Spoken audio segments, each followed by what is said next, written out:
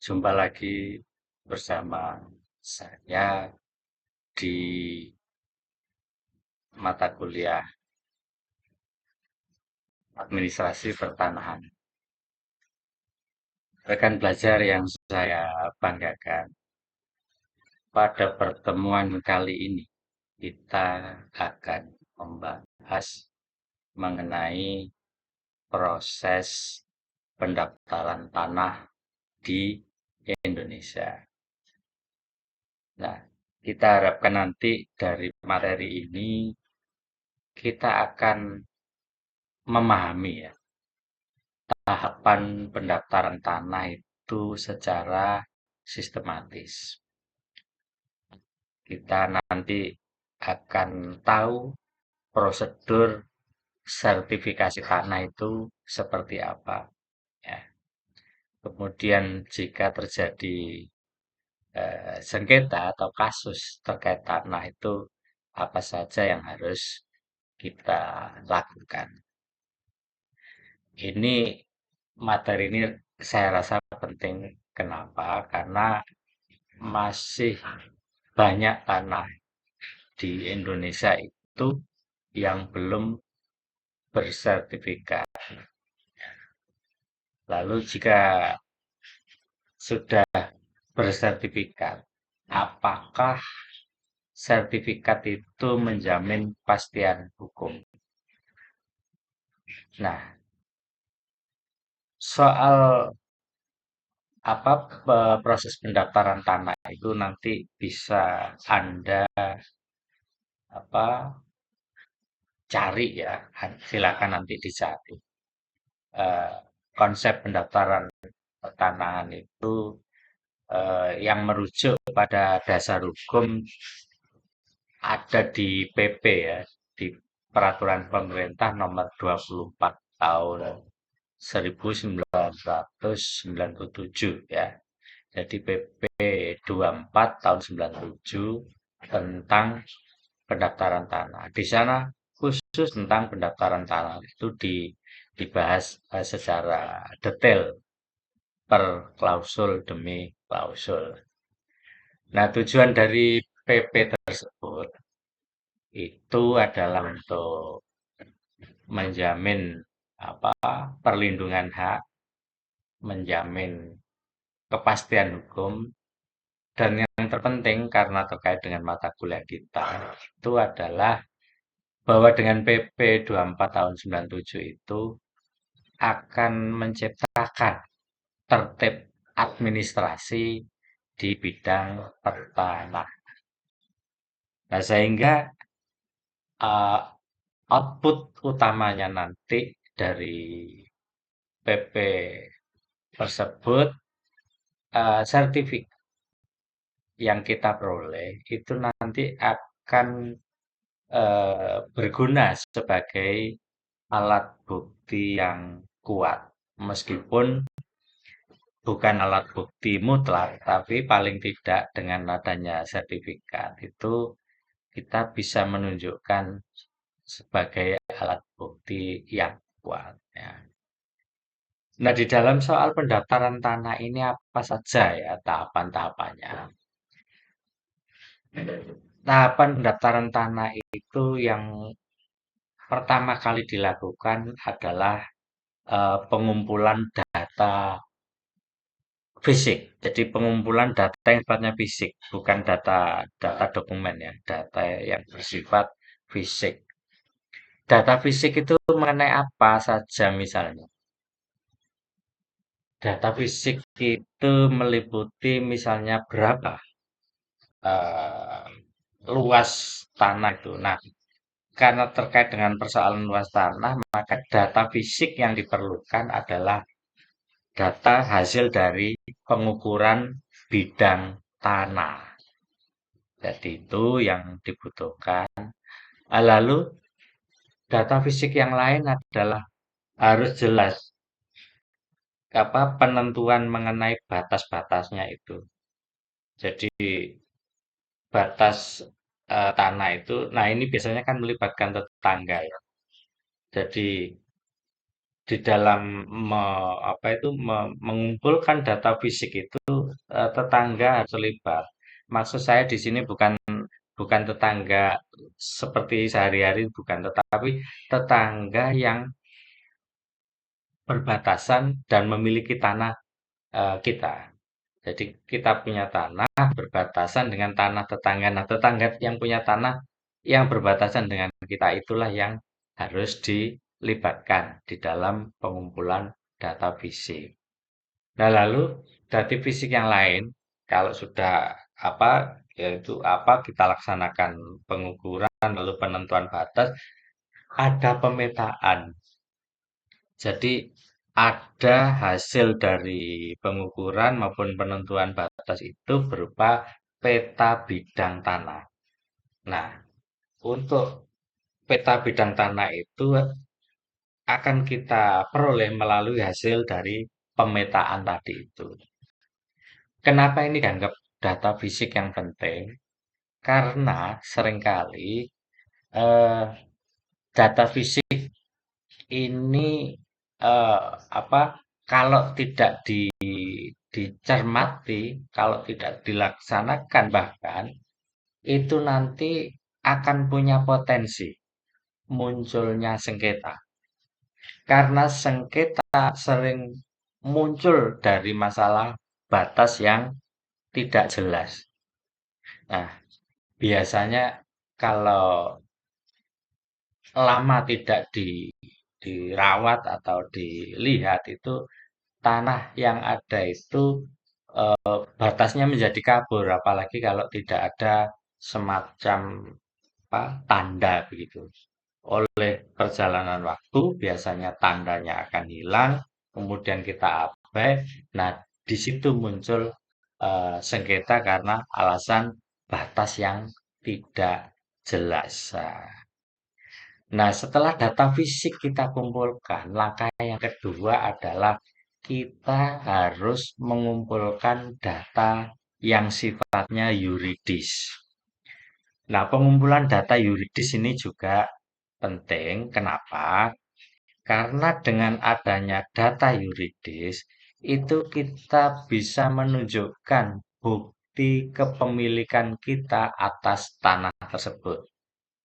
Sebelum proses pendaftaran, selain pengumpulan data fisik, kita juga harus mengumpulkan data yang sifatnya yuridis dan pengumpulan data yuridis itu bisa ditunjukkan jika ada bukti kepemilikan. Misalnya apa data bukti kepemilikan itu? Misalnya adalah data dokumen yang berupa girik. Nah, girik itu istilah biasanya sering disebut dengan istilah letter C ya. Itu harus kita punya data dokumen girik atau letter C itu. Itu yang pertama. Lalu yang kedua, kita harus bisa menunjukkan bukti dokumen berupa akta jual beli. Jadi karena ini bukan tanah kita dari warisan di masa lampau, tetapi tanah ini kita peroleh melalui proses jual beli, maka data dokumen yuridis yang berupa akta jual beli itu juga harus kita kumpulkan. Kalau hasil tanah itu kita peroleh melalui proses pewarisan, maka bukti kepemilikan berupa dokumen waris. Nah, itu juga harus kita kumpulkan. Jadi bukti dokumen testamen kalau itu melalui proses pewarisan. Nah, karena begini di masalah ini seringkali muncul masalah masalah umum ya. Dokumen itu biasanya tidak lengkap. Jadi kita punya beberapa dokumen tetapi kurang yang satu gitu. Atau sebaliknya ada dokumen lengkap tetapi ganda. Nah, sehingga ini juga akan menciptakan masalah. Dan umumnya masalah ini seringkali terjadi. Masalah data dokumen kurang lengkap atau bahkan dokumen terlalu lengkap sampai akhirnya ganda. Itu juga bisa jadi masalah. Nah, lalu langkah yang ketiga, kalau tadi langkah pertama pengumpulan data fisik, langkah kedua pengumpulan data yuridis. Nah, yang ketiga sekarang pengumpulan data eh, yang sifatnya apa ya, publisitas ya, pengumpulan data publisitas. Ya. Nah, karena yang punya otoritas, yang punya wewenang adalah pemerintah. Biasanya pengumpulan data ya, baik data fisik maupun data yuridis tadi itu harus sesuai dengan azas publisitas. Karena mau diumumkan kepada publik ini. Harus sesuai dengan azas publisitas. Nah, kenapa begitu? Karena dalam soal pengumuman data, kan tadi sudah dikumpulkan, pengumpulan data fisik ada, pengumpulan data yuridis ada. Lalu yang ketiga, pengumuman. Pengumuman data agar sesuai dengan azas publisitas, itu maka yang punya wewenang atau otoritas di dalam hal ini adalah pemerintah. Nah, oleh karena itu, biasanya di kantor desa atau kelurahan, data-data tersebut sebelum proses pendaftaran itu harus diumumkan di kantor desa atau di kantor kelurahan. Berapa lama ini diumumkan? Kurang lebih 14 hari. Kenapa harus sampai 14 hari? Kenapa tidak langsung diproses kalau memang data fisiknya sudah lengkap, data yuridisnya juga lengkap? Kenapa tidak segera diproses? Masalahnya adalah memberi kesempatan. Jadi, kenapa seluruh data baik fisik maupun yuridis itu harus diumumkan dan harus sesuai dengan azas publisitas di kantor desa atau di kantor kelurahan selama kurang lebih 14 hari. Itu tujuannya adalah untuk memberi kesempatan kepada pihak-pihak lain yang keberatan. Ingat, dalam soal tanah itu seringkali muncul sengketa. Kalau pewarisan biasanya karena di sana ada saudara ya. Biasanya ada saudara itu yang keberatan karena dia merasa dia juga punya hak di dalamnya. Kalau dalam soal proses jual beli tanah itu diperoleh ya, biasanya ada pihak yang masih keberatan, mungkin karena eh, kewajiban di dalam transaksi itu belum lengkap terpenuhi, misalnya kurang bayar atau kurang apa itu. Nah, kalau dalam persoalan apa hibah itu juga mungkin ada keberatan dari pihak-pihak yang lain. Karena biasanya keluarganya keberatan kenapa itu tanah kok hanya dihibahkan kepada kita, kok dia ndak. Nah, memberi kesempatan pada keberatan-keberatan semacam inilah, maka di proses yang ketiga, pengumuman data itu harus sesuai dengan azas publisitas. Nah, menurut ketentuan, azas publisitas itu harus diumumkan di kantor desa atau di kantor kelurahan kurang lebih selama 14 hari.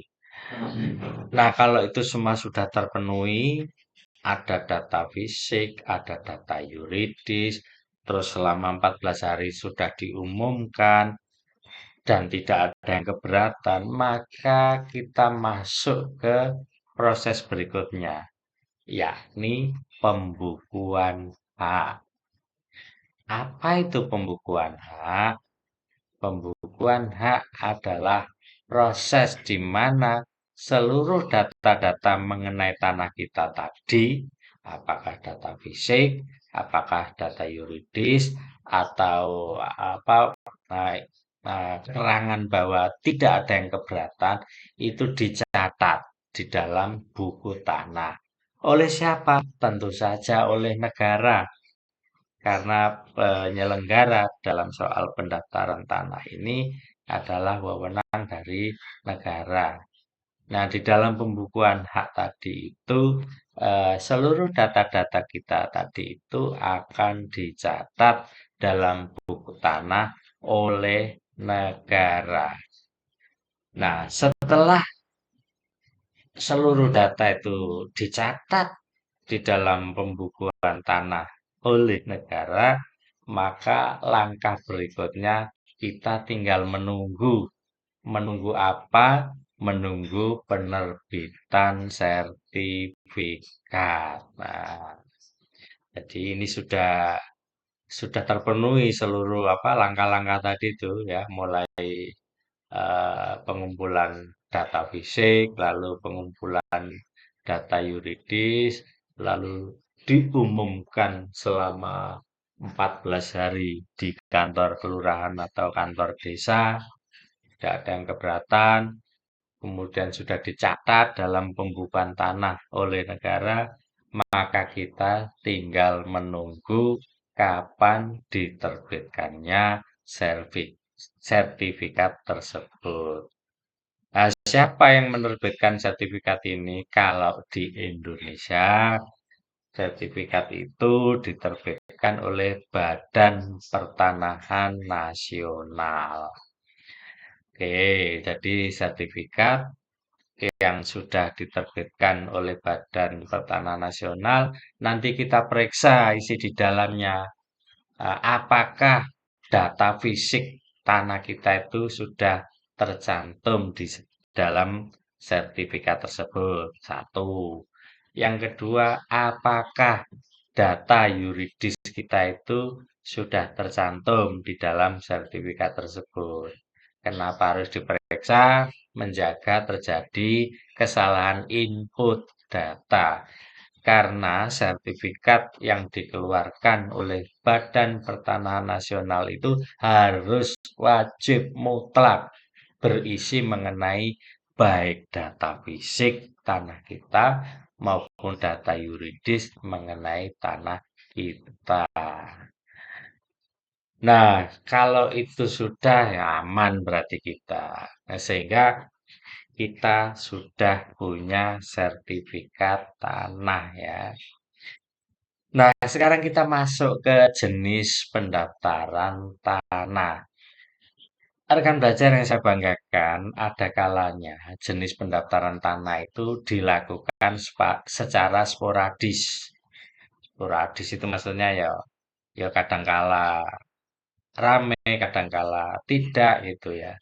Kenapa begitu? Karena jenis pendaftaran yang sifatnya sporadis itu dilakukan oleh individu-individu per bidang. Itu pun munculnya atas inisiatif pemilik. Jadi sang pemilik tanah itu yang punya inisiatif. Sehingga secara individu dia mendaftarkan tanahnya untuk diproses sehingga terbit sertifikat. Biasanya per bidang ya. Nah, beda halnya dengan jenis pendaftaran yang sifatnya sistematis. Nah, selain jenis pendaftaran yang sifatnya sporadis, ada model atau jenis pendaftaran yang sifatnya sistematis. Bagaimana itu pendaftaran yang sifatnya sistematis? Ialah pendaftaran yang dilakukan secara rame-rame. Jadi pendaftaran tanah tetapi massal sifatnya. Saya katakan rame-rame karena dilakukan secara massal. Kok bisa dilakukan rame-rame dan secara massal? Iya, karena ini merupakan program pemerintah. Contohnya, misalnya kalau kita lihat pada PTSL. PTSL ini adalah singkatan ya dari pendaftaran tanah sistematis lengkap. Nah, PTSL itu singkatan dari pendaftaran tanah sistematis lengkap. Nah, ini PTSL ini merupakan program ya, biasanya program sertifikasi tanah gratis ya dari pemerintah melalui kementerian eh, apa atau ya BPN, Kementerian Pertanahan atau BPN yang biasanya dilakukan secara serentak dan menyeluruh di seluruh wilayah desa atau kelurahan untuk menjamin kepastian hukum hak atas tanah dari masyarakat. Nah, tujuannya memberi jaminan kepastian hukum, lalu melindungi hak milik tanah kepada masyarakat, dan mengurangi adanya sengketa pertanahan. Cakupannya, PTSL itu cakupannya biasanya meliputi pendaftaran tanah pertama kali secara serentak. Jadi ini sangat penting ya bagi mereka yang belum pernah sama sekali melakukan proses pendaftaran tanah. Ikut saja PTSL karena dilakukan secara rame-rame, karena dilakukan secara massal, maka eh, seluruh proses pengurusannya itu bisa saling tanya satu sama lain karena dilakukan rame-rame. Terus kalau terjadi kekeliruan itu bisa saling mengkontrol antar sesama mereka yang rame-rame mendaftarkan itu. Lah oleh karena dilakukan secara serentak dan ini merupakan program pemerintah ya, ini gratis ya. Nah oleh karena gratis, terus Anda baru pertama kali melakukan itu, kemudian menjaga kemungkinan salah data dan sebagainya itu sebaiknya memang ikuti saja kalau ada program PTSL ya, pendaftaran tanah sistematis lengkap. Nah, kenapa kok gratis? Ya, mengenai biaya, ini program ini gratis. Namun begini, umumnya ada biaya persiapan. Nah, kok ada biaya persiapan? Nah, karena begini, sebelum semua itu dilakukan, ada biaya persiapan itu kan meliputi ini. Misalnya seperti patok, itu ada biayanya. Lalu materai, materai ya, materai yang seperti gambar ini apa perangko itu, materai, tapi bukan perangko ini materai ya. Lalu biaya operasional desa. Dan itu sah karena baik biaya tentang patok, biaya materai, biaya operasional desa itu diatur oleh peraturan menteri atau Kepala Badan Pertanahan Nasional. Nah, dasar hukumnya ini diatur dalam Peraturan Menteri Badan Pertanahan nomor 6 ya, tahun 2004. Makanya sebaiknya kalau ada program PTSL, sebaiknya bagi mereka yang awam, yang tidak pernah melakukan proses pendaftaran sama sekali ya, lalu takut salah, terus khawatir tentang ribetnya birokrasi, lalu kebetulan uangnya tipis-tipis gitu ya, sebaiknya ikuti saja PTSL, pendaftaran tanah sistematis lengkap. Nah, sehingga eh, ini bisa memungkinkan ya bagi mereka yang secara ekonomi apa termasuk golongan yang belum beruntung itu juga bisa mengakses ya, mengakses tentang eh, sertifikasi tanah ini. Nah, kalau misalnya di dalam prosesnya itu ini seringkali kan muncul kasus ya. Misalnya tanah warisan ya, itu biasanya orang zaman dulu itu tidak pernah pakai catatan.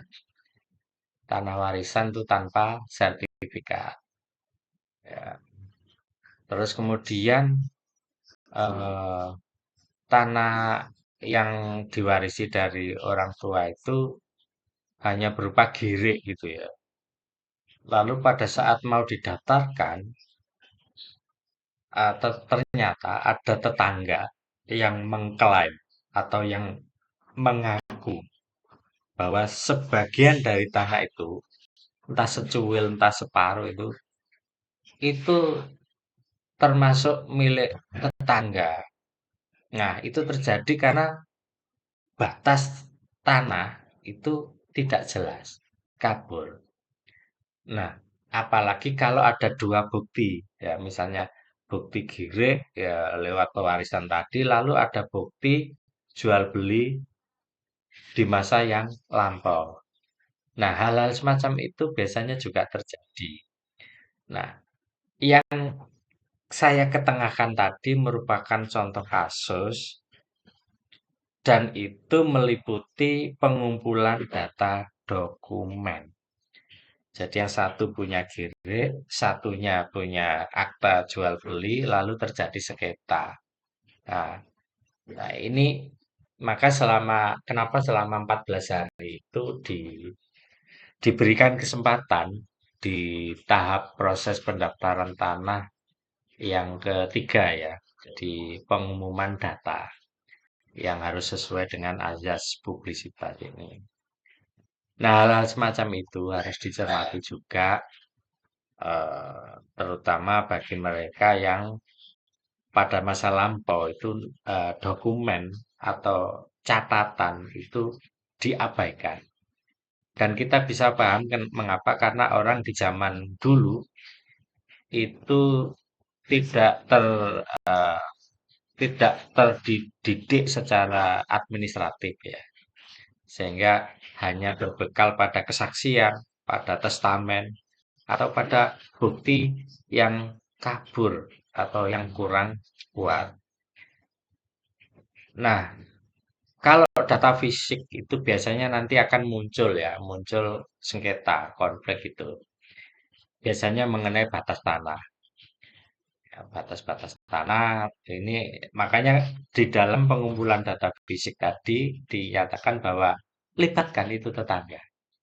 Maksudnya tetangga yang punya tanah dan kebetulan tanahnya berbatasan dengan tanah milik kita itu harus dilibatkan.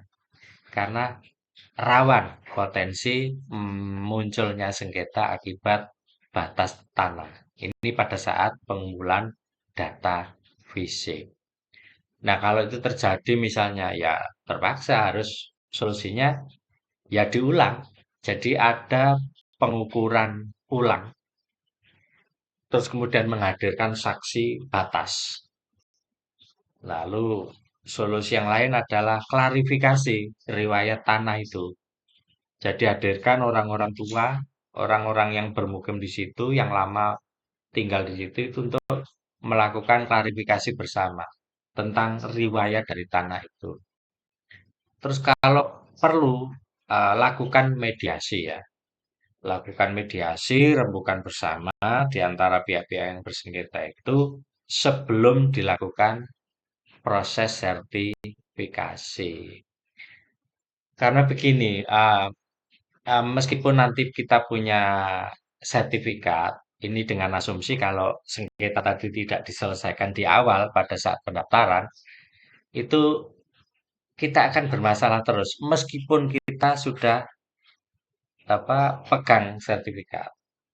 Jadi meskipun BPN sudah menerbitkan sertifikat untuk kita, jangan dikira dengan megang sertifikat lantas kita aman. Kalau pada saat pendaftaran tanah itu tidak diselesaikan selama 14 hari tadi. Karena prinsipnya begini, sertifikat bukan menciptakan hak, tetapi sertifikat itu hanya menguatkan hak. Nah, padahal yang merasa punya hak di sini kan banyak pihak. Anda dan yang sengketa tadi itu. Tetangga kah, saudara kah, atau pihak kedua yang melakukan transaksi kah? Mereka sama-sama punya hak dengan Anda. Cuman Anda pegang sertifikat. Artinya sertifikat itu hanya menguatkan hak Anda. Tetapi hak orang lain belum tentu menjadi hilang. Oleh karena hal semacam ini, maka selesaikan dulu selama 14 hari sesuai dengan azas publisitas tentang apa itu pengumpulan data fisik, data yuridis itu tidak ada yang merasa keberatan. Jika 14 hari sudah tidak ada yang merasa keberatan, nah itu eh, aman. Rekan belajar yang saya banggakan, jadi pendaftaran tanah itu adalah kombinasi ya antara data fisik ditambah data yuridis. Nah, tahapan ini harus lengkap untuk mencegah sengketa dan itu dilakukan 14 hari pada saat pengumuman data sesuai dengan azas publisitas kita yang negatif ya. Ya, itu kita menganut azas publisitas yang negatif. Tanah ini memang saya catat, kata negara. Tapi jika ada sengketa, ada masalah, silakan jalur hukum ke peradilan ditempuh. Nah, itu itu apa azas publisitas kita yang negatif ya. Nah, karena azas publisitas kita yang negatif semacam itu, maka sebaiknya tadi itu cegah potensi sengketa di masa depan dengan cara kombinasi antara data fisik dan data yuridis, kemudian beri kesempatan 14 hari kerja terhadap keberatan-keberatan yang muncul atas status tanah Anda. Rekan belajar yang saya banggakan, saya kira demikian tadi materi kita mengenai proses pendaftaran tanah. Semoga ini bermanfaat bagi kita semua. Sampai jumpa.